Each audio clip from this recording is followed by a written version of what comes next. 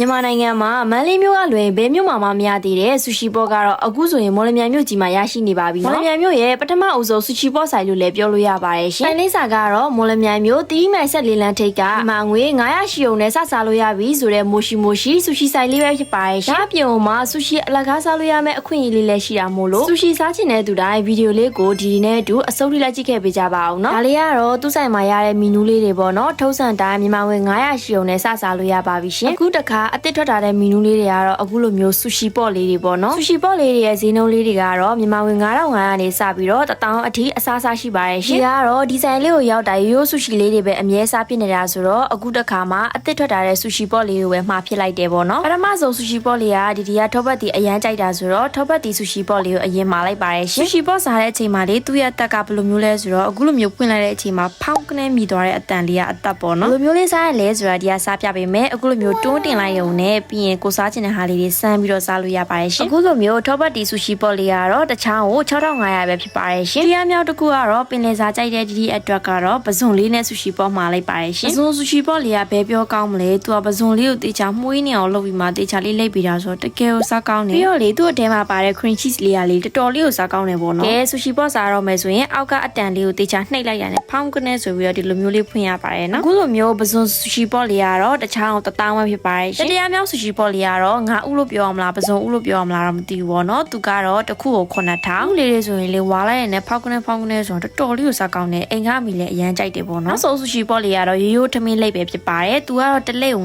9500ပါရှင်2026တော့ရောက်နေပြီဆိုတော့အခုလိုမျိုးဆူရှီပေါ့လေးတွေကိုပြောင်းစားကြည့်နော်ကအရှိမပြောခဲ့တဲ့အတိုင်းပေါ့နော်ဆူရှီအလကားစားရမယ်ဆိုတာဘယ်လိုမျိုးလဲဆိုရင်တော့မိုရှိဆိုတဲ့ဆူရှီဆိုင်လေးမှာဆူရှီဝယ်စားမယ်ဆိုရင်ဆိုင်ရဲ့ page လေးကို like and follow လုပ်ထားရဲဆိုတဲ့အကြောင်းလေးပြရုံနဲ့ထောက်တန်းဆူရှီနှစ်ခုကိုပေါ့နော်လက်ဆောင်ပေးသွားမှာဖြစ်ပါတယ်ရှင်ဆိုင်လေးကတော့အားလုံးသိတဲ့အတိုင်းဖွင့်လာတာတိတ်မကြသေးတဲ့ဆိုင်တစ်လေးပဲဖြစ်ပါတယ်ရှင်ဒါပေမဲ့အချင်းနေမျိုးကြောက်ပေါ့နော်ဆိုင်ကန်းလေးကိုနေရာပြောင်းလဲပြီးတော့ဖွင့်လှစ်ထားတာပါရှင်ဒါဆိုရင်တော့ဗီဒီယိုလေးကိုဒီတိရအောင်ကြည့်လာပြီးတဲ့အတွက်အားလုံးကိုကျေးဇူးတင်ပါတယ်ရှင်နောက်ဗီဒီယိုမှာပြန်လည်ဆိုကြမယ်နော်အားလုံးပဲဒါပါ